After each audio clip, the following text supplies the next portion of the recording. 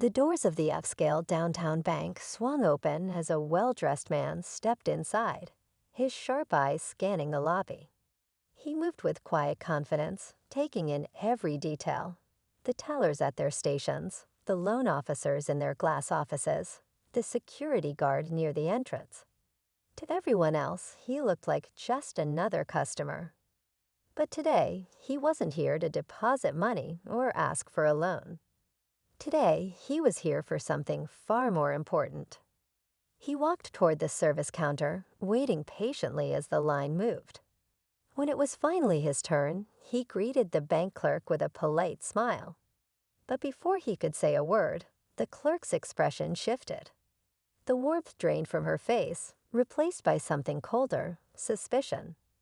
Her eyes flickered over him, as if assessing whether he even belonged here.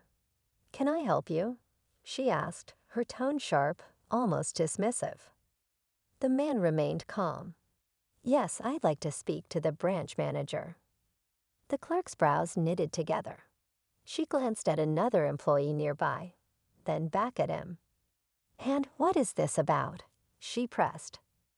Before he could respond, a second employee appeared, an assistant manager who had overheard the exchange. "Sir, if you don't have an appointment, I'm going to have to ask you to leave," she said firmly. A few customers turned to look, sensing the tension. The man's expression remained neutral, but inside he felt something stir.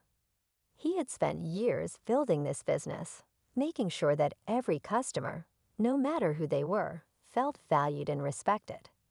Yet here he was, standing in the very bank he owned, being treated as if he didn't belong. "I just need a moment of your time," he said evenly. But the assistant manager wasn't interested.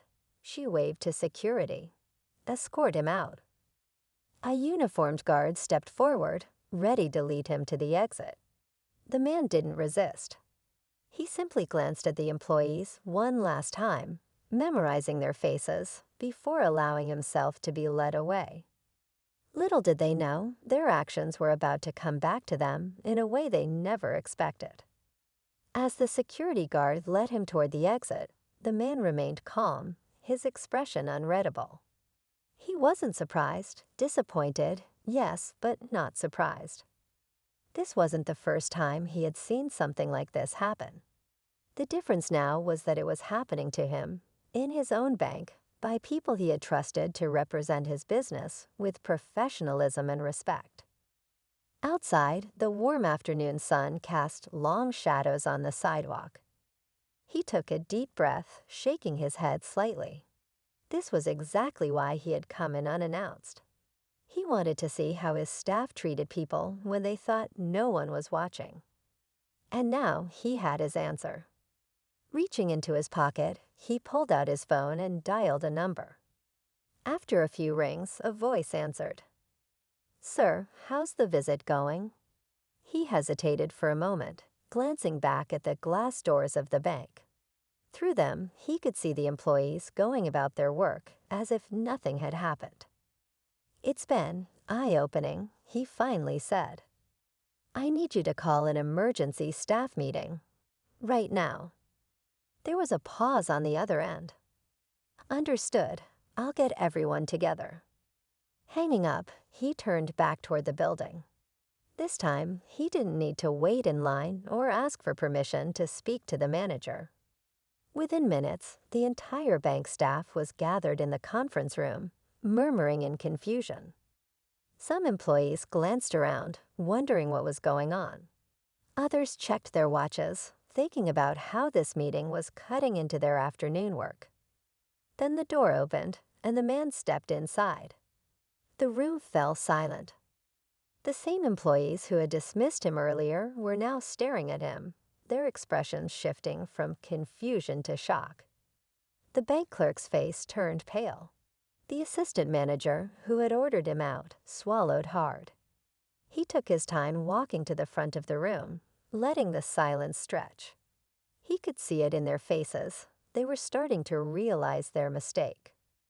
But he wasn't here just for apologies. He was here to set a standard. Placing his hands on the table, he looked around the room, making sure to meet every pair of eyes. "I walked into this bank today as a customer," he said slowly, his voice steady.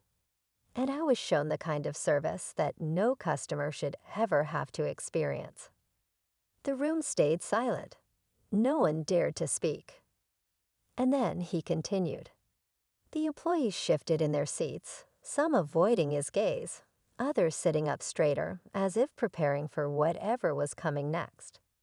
The assistant manager, who had been so quick to dismiss him, now looked visibly uneasy. She glanced at the bank clerk, who sat stiffly, her hands folded tightly in her lap. Neither of them spoke.